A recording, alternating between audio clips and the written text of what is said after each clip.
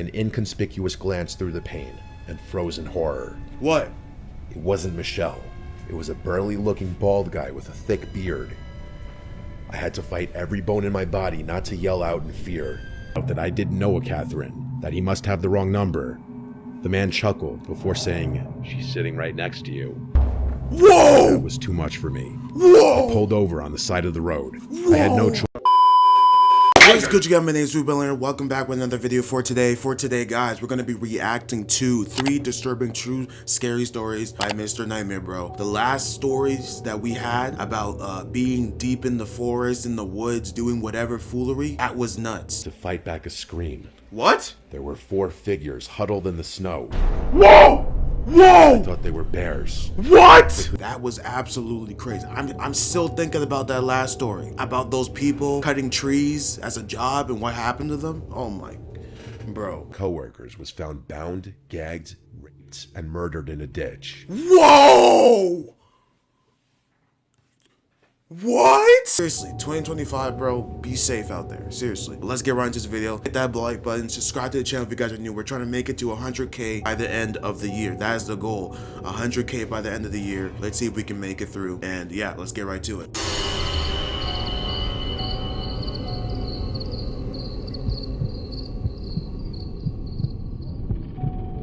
This happened a few months ago.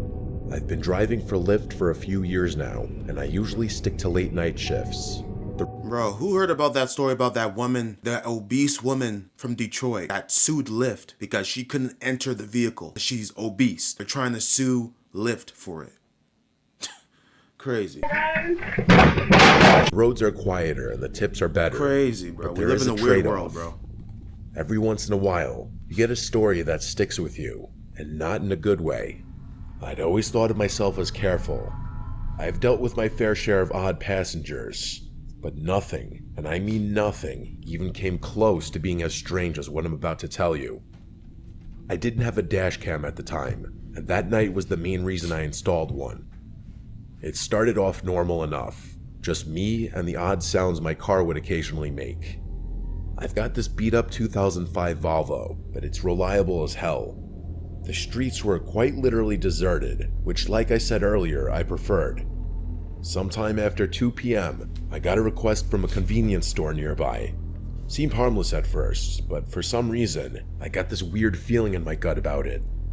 You ever get that feeling like something's off, but you can't explain why? Yep. That's exactly what hit me as I drove up. That's what I would go home. Before I even saw the guy, I figured out why I was getting that gut feeling. Why? The convenience store I was pulling up to was closed. All the lights were off, and there was not a single car in the lot. What the heck? As I pulled closer, I saw him. I made sure to drive pretty slowly so I could get a good look at him. He was pacing outside the store, wearing this ratty hoodie that looked like it hadn't seen a washing machine in years. Bro, I would cancel. I'm not kidding about that. There was literally a hole in the sleeve. Bro, I would cancel. I'm not taking this dude. What the heck? His movements were jerky, like he couldn't stand still, and he kept glancing over his shoulder like he thought someone was after him. Oh, if I had to guess, he was on something. Yep. I probably should have just canceled the ride and driven away. Yeah. I even hovered my finger over the cancel button, but I didn't for whatever reason. Bruh. I unlocked the doors, and he slid into the back seat without a word. Bro. I regretted my decision the moment I took my foot off the brake. Yep. Most people either scroll on their phones or stare out the window, but not him. He stared at you. He just sat there, staring at me through the rearview mirror. Of course he was staring at you. Not looking away, just staring directly at me. Crazy. I tried not to stare back, but I couldn't help but catch his eye a couple of times. Wow. He looked kind of angry, which was also pretty unsettling. I tried to ignore him and turned on the radio to break the silence. Yep. I don't even remember which station I clicked on, but the moment the music started playing, he snapped at me to turn it off. Wow. His voice was deep and a little raspy, and I could tell he was a smoker right away. Yep. That kind of caught me off guard, and I jerked the steering wheel a little bit. I resisted the urge to look at him in the mirror and just did as he said, gripping the wheel a little tighter. I didn't say anything, and we drove in silence for a while. I thought maybe he'd just sit there quietly until we got to his stop. That's what I was hoping for, at least. But then he spoke. I remember the conversation like it was yesterday. He asked me if I ever picked up someone I shouldn't have. That question hit me like a brick. I let out this... Wow! All the things you could have said. Have you ever picked up a person that you shouldn't have? Bro, say goodbye. I pray for your safety. Help! Police! Help! Awkward laugh and said, well, I hope not. I was trying to keep it light, but he didn't react. Wow. He just leaned back and muttered something to himself that I couldn't hear. This dude's And crazy. he started going on about how he used to be an Uber driver and he quit because some punks stole some stuff from his car. He was slurring his words a bit, so I couldn't make out everything he said, but I got the gist of the story for the most part. I looked in the mirror once or twice while he was telling me the story, and I realized he was smiling the whole time, which was incredibly unsettling. What the heck? A normal person wouldn't smile talking about something like that. Well, yeah. He concluded his story by saying, "It's funny how much trust you put in someone sitting right behind you." That comment was what did it for me. I started thinking about him as more of a threat than just a crazy drug addict. Bro, Unfortunately, there wasn't much I could do about it. you have no weapon Felt on my you? pulse speed up. I kept my eyes on the road, but my mind was spinning. Man. I glanced at the GPS, focusing on the destination like it was some kind of lifeline. Yup. The guy did not know when to stop talking. He kept babbling about nonsense, some of it concerning and some of it just gibberish. I honestly couldn't keep up. Eventually, he started apologizing to someone, although I don't think it was me. He began insinuating that he had just done something awful and that he was a bad person. Oh, He wow. kept saying, "I didn't mean it," repeatedly, followed by a few Yeah, this dude definitely, it's one of those type of things when you want to feel comfort for doing something crazy, but you don't even care who's listening. Yeah, this dude needs to go to jail. frantic "I'm sorries." I didn't respond, worried that he'd do something if I did. He needs jail time. I didn't know what he'd done or what he was capable of, but I wasn't about to find out. We were only a few minutes from his stop when he snapped out of his muttering haze and yelled at me that I had missed the turn. What? Didn't miss it. The What? GPS clearly showed we were on track. Bro, But I get slammed this- on the brakes anyway, mostly out of fear. He demanded that I pull over, so Yeah. that's what I did. Thank God. Get out of My hands my were shaking at that point. Get out of my car. I just wanted the nightmare to be over. As soon as I shifted into park, headlights appeared behind us. It was a police car. I said a silent prayer and watched as it crept down the road, its spotlight briefly sweeping over my car. How The lucky. guy in my back seat slouched down like he was trying to stay out of sight. Wow. I turned my head and saw him lying almost perfectly flat on my back seat with his eyes closed. Wow, I whipped my head back around. before That's I saw him, crazy. Trying to keep my breathing steady. Yo. He stayed in that position for a really uncomfortable amount of time. I wanted to ask him to leave, but decided against it. Eventually, he lifted his head and told me I had gotten lucky. Before I had a chance to do anything, he opened my car door and disappeared. I ended up calling my shift short after that. Yep. I was shaken up and didn't That feel like is- driving around anymore. That is nuts. It wasn't until a few weeks later that I came across something on my phone that proved how dangerous of a situation I had been in. What? According to a news article, a convenience store had been robbed on the night I picked up that passenger. It was 2 blocks from where I had picked that guy up. Oh my God. It makes me sick knowing I was inches away from a dangerous criminal who could have harmed me if he had chosen to. I'm a little scared to contact the police about this. I try to avoid law enforcement for various personal reasons I won't get into. I'm not really sure if my report would even help. Either way, I'm much more cautious about who I let in my car. Yeah, thank God. Oh man.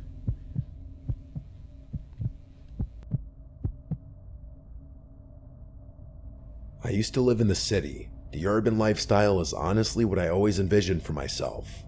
I'm not going to get into it, but after an extremely traumatic experience, I couldn't bear even the smallest noises. I began to hate noise in general.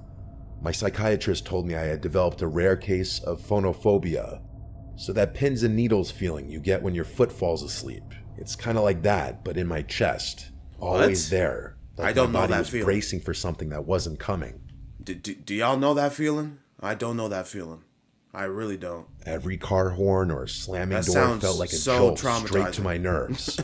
I couldn't keep living like that. That's About crazy. 3 years ago, I found a cabin buried deep in the Pacific Northwest. Bro. I don't want to say exactly where it was for reasons you'll soon understand. Oh my But all I'll say is that it was somewhere in Oregon.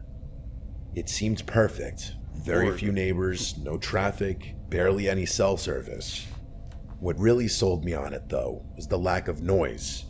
So you got a place deep into the forest, deep into the woods, lack of phone service, lack of everything, lack of protection, just so you can get away from noise, bro. You just put your life on the line just for noise. There's gotta be some way to combat that type of noise disturbance, bro. Like, if it's just a rare condition, isn't there something that they can do? You know what I'm saying? Like, that is crazy. It was just me and the I peace could and never. quiet. For the first time in months, I thought I might actually feel safe. The cabin itself was small but cozy. To be fair, it was exactly what the listing had promised. You could tell it had been built to last, with thick wooden beams and a sturdy stone fireplace. It smelled like pine and old books when I first walked in. You know, that kind of earthy scent that's almost comforting. Think like one of those old cabin-style bed and breakfasts, for any of you who have gone skiing before. The nearest neighbor lived about a 10-minute walk down a narrow dirt path. I didn't meet her right away, though. For the first few days, I just soaked in the silence. I'd wake up to the sound of birds instead of sirens, and at night, the only thing I heard was the wind brushing through the trees. It was like the whole world had pressed pause, and I could finally breathe again.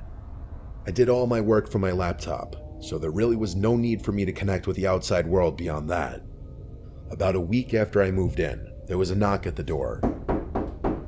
The cabin obviously had no doorbell, so those knocks were something I'd have to get used to. I opened the door, expecting it to be my neighbor, and it was. It was a moderately old woman carrying a basket of preserves like she just stepped out of a Hallmark movie. Oh no. She introduced herself as Michelle and told me she lived about 10 minutes down the trail, which didn't sound far at all until you factored in how dense the woods were. Yeah. I mean, you could get turned around in there just looking for firewood. Bruh, she went through those woods just to say hey to you? Bro, this is a red flag. She was in her late 60s. Michelle, that's a red flag. With oddly long gray hair and these piercing blue eyes that made you feel like she could see right through you. Oh, nah. She wasn't rude exactly, more like blunt. She welcomed me to the woods and extended the basket toward me like she was expecting me to take it.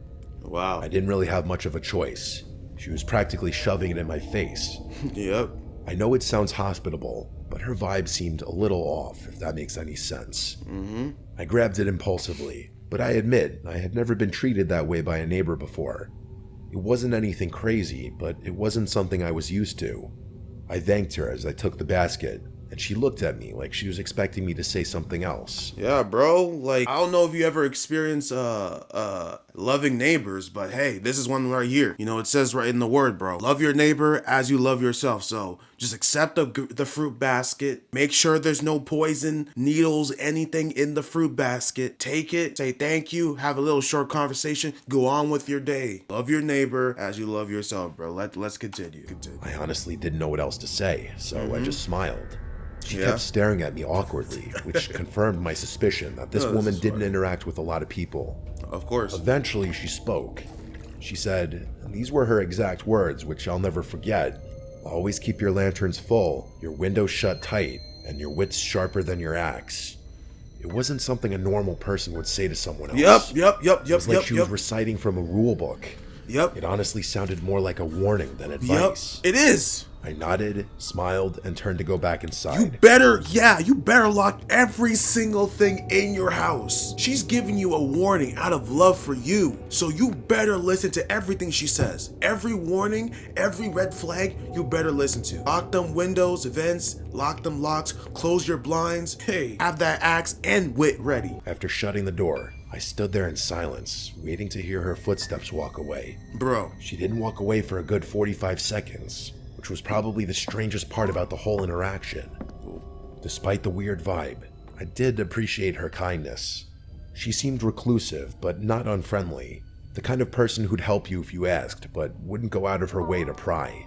Yep. I told myself it was nice to know someone was close by, even if I didn't plan on needing her.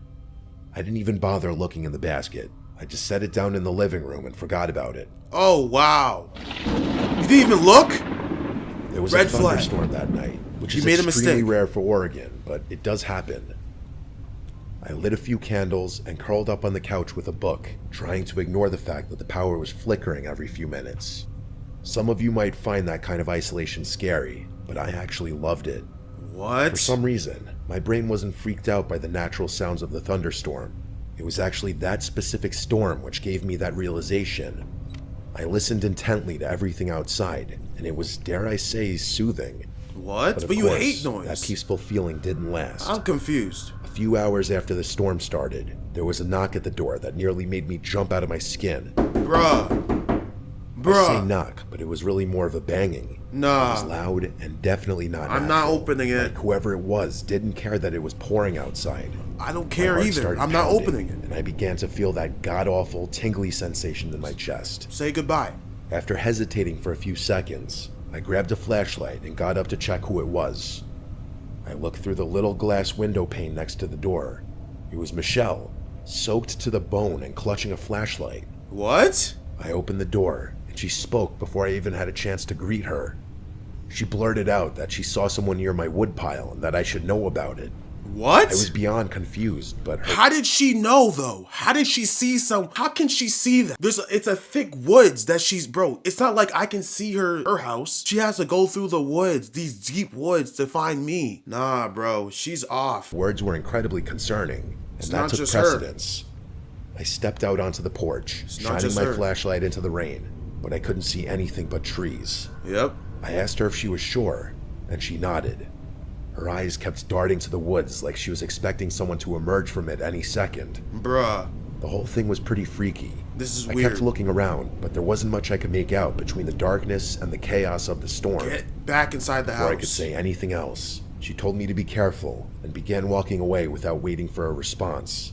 Wow. I watched her head back down the path toward her cabin, clearly unfazed by the pouring rain. I Crazy. stood there until the glow of the flashlight disappeared out of sight. No and then I went umbrella. back inside. No umbrella. The literal second I shut the door, I realized her story was riddled with holes. How could she have seen someone near my woodpile if her house was 10 minutes away? She Exactly. must have been on my property to begin with. Why the hell would she be snooping around my cabin during a thunderstorm? Was she lying? It didn't sit right with me, but marching over to her house in the middle of a thunderstorm was the last thing I was going to do. Oh, I'm not ready, Still, bro. I had to I'm not do ready something. for this, bro. She's I nuts. locked up the cabin as securely as I could and sat in my room, listening. Lock The everything. storm started to die down after a while, but I still felt pretty uneasy. A few more hours passed without incident, so I decided that it was probably safe to go to sleep. I can't remember exactly what time it was, but sometime after midnight, I woke up to the sound of a branch snapping just outside my bedroom window. I'm a really light sleeper, so I was 100% positive it was a branch snapping and not something else. Wow. I froze in place for a few tense seconds, listening. Eventually, I crept to the window, half hoping I wouldn't see anything. At first, I didn't, but then I spotted her. What? Michelle. She was standing at the edge of the woods, her body angled away from my house. I What? could tell it was her because her hair was so long and disheveled. I strained to make out more, but being as there was only moonlight to help me see, What are you doing, Michelle? Michelle, what are you doing in front of my house? Leave. Bro, I would be, oh my god. I would be so freaked out, bro. Bro, you live in America. You live in Oregon. This is a place in Oregon. Bro, you should have a weapon on you. You should have a Glock or a hunting rifle on you. A shotgun or something. You better have warning shot. Yo, I would be shooting in the air. And if she runs away, then she knows what's up. Man. it was no use. I saw her beginning to turn around, so I ducked beneath the window before she could catch me looking at her. Wow. I stayed crouched there for what felt like forever. When I finally mustered the courage to peek again, she No. was gone. Oh, I genuinely didn't know what to do. What I the hadn't heck? exactly pegged her as dangerous, just weird. nah. At that point, I was having second thoughts. All old women are It didn't dangerous. make sense. They're all Why would dangerous. she try and warn me earlier if she was the one poking around? I didn't sleep for hours. I Man. was pretty dead set on just staying up until sunrise. Yeah, I wouldn't A sleep. few hours passed, and I was starting to get tired. As I finally began letting my guard down, there was a knock at the door. Here we go. It wasn't like the banging from earlier.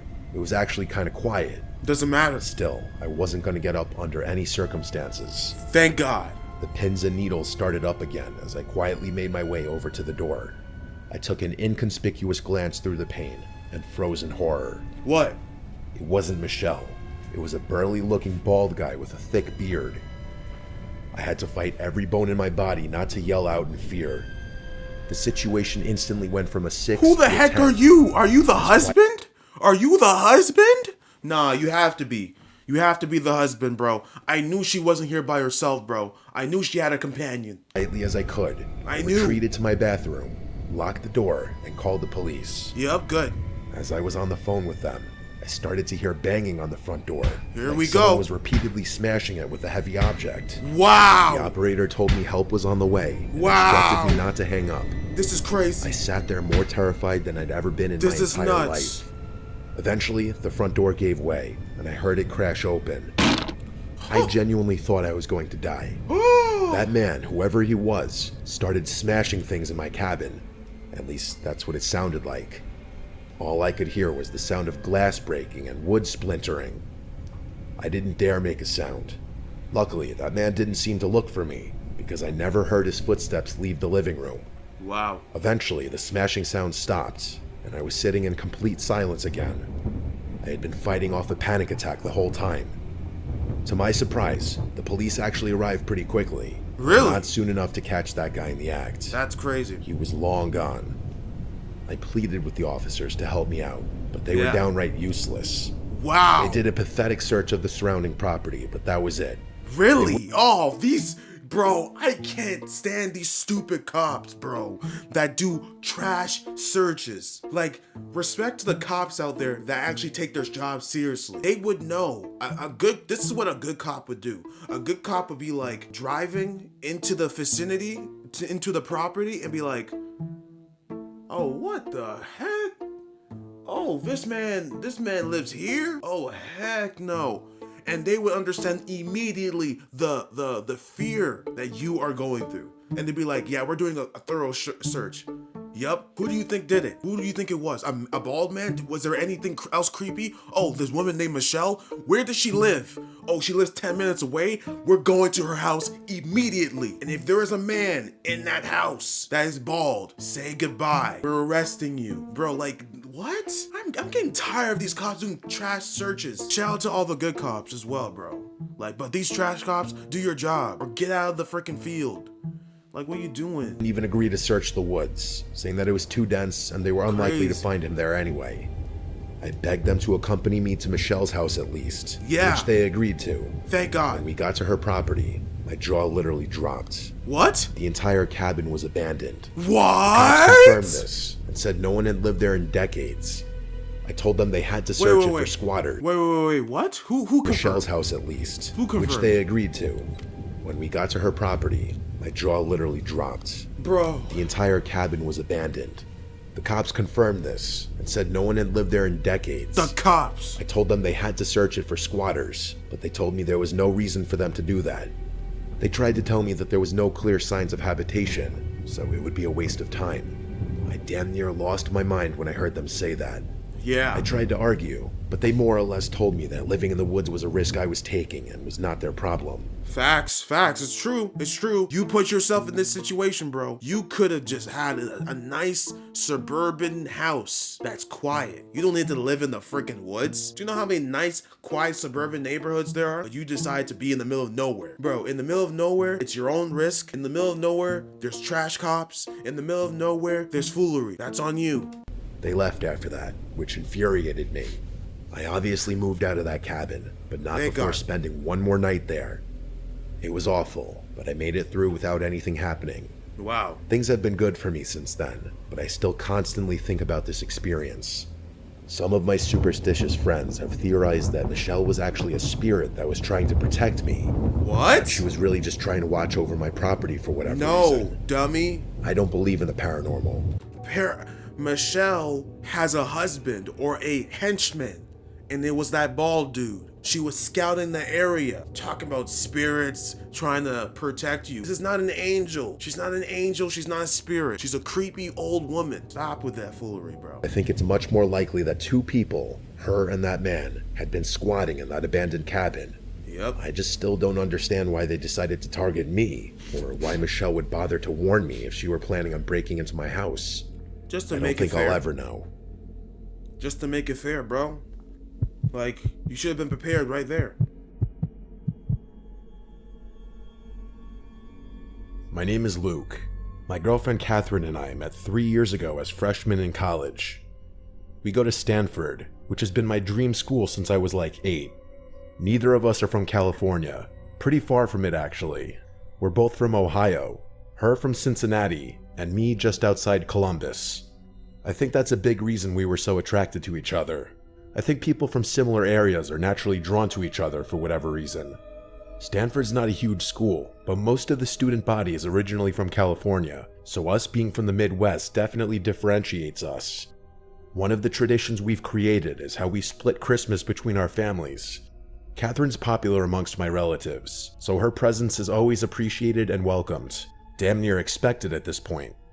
Since her house is just a 2-hour drive from mine, we decided early on to spend Christmas Eve with my family, who celebrates Christmas Eve night, and then drive through the night to her house for Christmas Day. Fire. Until I met her, I didn't realize that most families celebrate Christmas the day of, not the night before. Oddly enough, my favorite that's usually how it is, no? part of the holiday isn't Christmas Eve or Christmas Day though. It's that late night drive. It's become its own little tradition, something we both look forward to every year. The first time we did it still remains one of my favorite memories with her. Because of where I live, the quickest route from my house to hers doesn't take us on a major highway. Most of the route is quiet back roads, just fields, trees, and the occasional distant farmhouse. It's always really late at night when we do it, so in combination with the secluded route, we rarely encounter any other cars. It feels like the world is asleep, and we have it all to ourselves. Don't laugh, but we always blast Juice WRLD during the drive. His music has been a shared obsession since we met. I know his music is a little cringy, but something about singing the lyrics together is really special. It's like we're in sync. This past Christmas Eve started like any other. In sync with spirits. After a wholesome night with my entire extended family, I packed up my car around midnight and hit the road. The snow was falling lightly, and the roads were deserted as expected. With the music and heat cranked up, everything felt perfect. That all changed in an instant, though. What I'm about to describe to you is still one of the most unsettling things I've ever experienced. What up? Probably the most unsettling thing. What happened? I was driving along when the music was interrupted by my phone ringing. I glanced down, a little irritated that I'd be getting a call this late. It was an unknown number.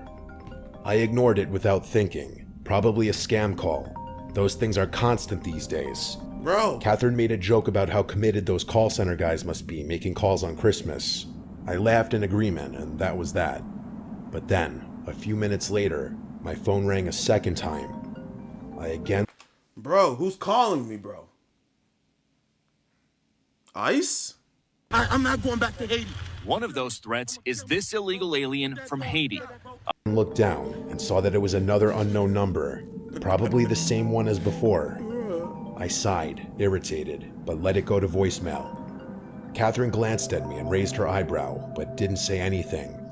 I tilted my phone towards her to show her that it was an unknown number, and she said, "That's so weird," with a confused look. I didn't respond, instead just shrugged my shoulders. The music eventually resumed, and I tried to take my mind off the phone calls. But of course, not 2 minutes later, my phone rang again.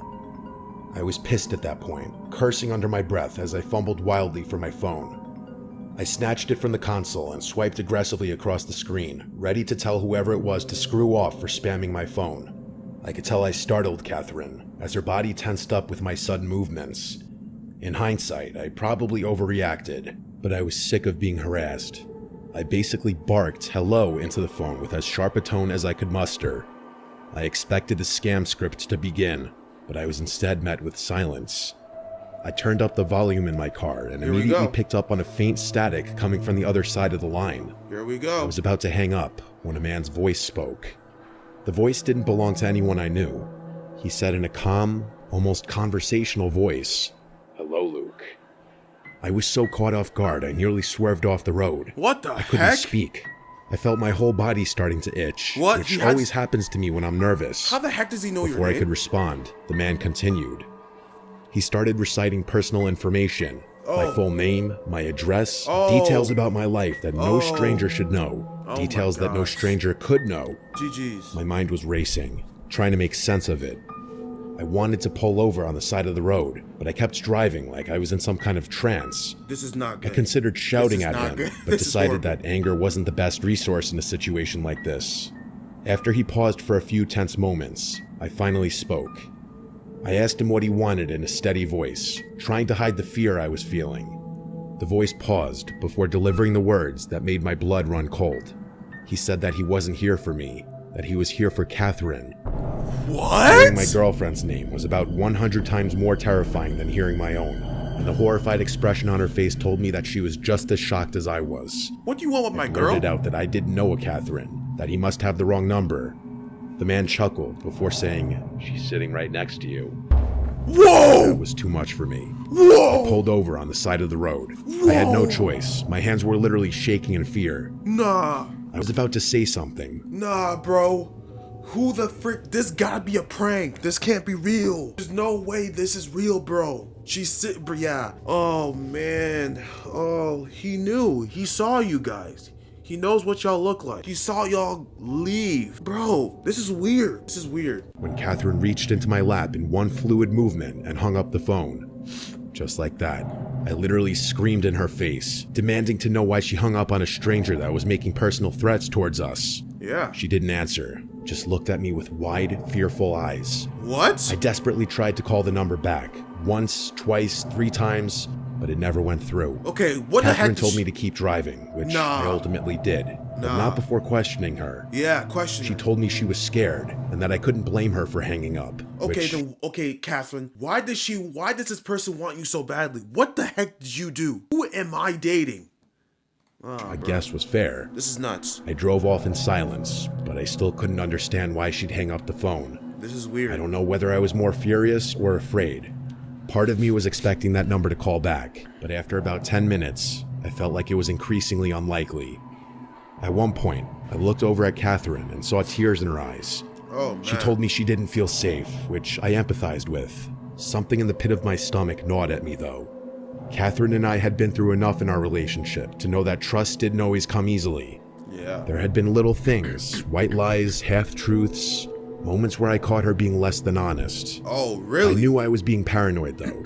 How This could is she weird. possibly have done anything to do with this? That's a red flag, bro. The rest of the drive was silent. I didn't play the music again, and neither of us spoke. What the heck was that My noise? mind was still spinning with a million unanswered questions. Who the hell was that guy? How did he know so much about me? Only my family knew where we were driving that night, and they'd never pull a stunt like this. I was 100% sure of it.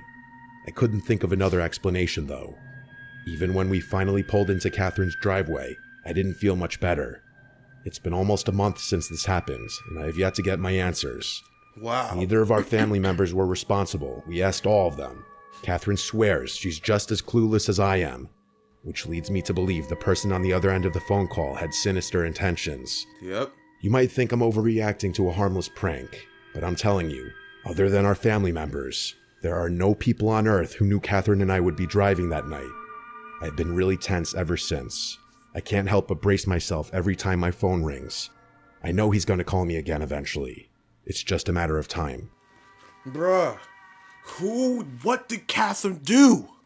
Bro, this is weird. What did Catherine do, bro? She's not being honest. You said that you caught her in some white lies and not being honest here and there, bro. That's already red flags. And y'all been dating. And she says she's clueless. I don't believe it, bro. I believe she knows. She has an idea. She has an idea what's going on, and she doesn't want to tell you. If she tells you, it's over. You know these females be having the craziest secrets, bro. They be having the craziest secrets. Anywho, yeah, I pray for their safety, honestly. Like, it's nuts. It's nuts. First story. That's crazy. I would never want to pick someone up from a Lyft like that. I'm never picking someone up like that. That is crazy. That's absolutely ridiculous. Second story, you put yourself in that situation. You put yourself in that situation. You wanted to buy that house at that cap in the middle of freaking nowhere.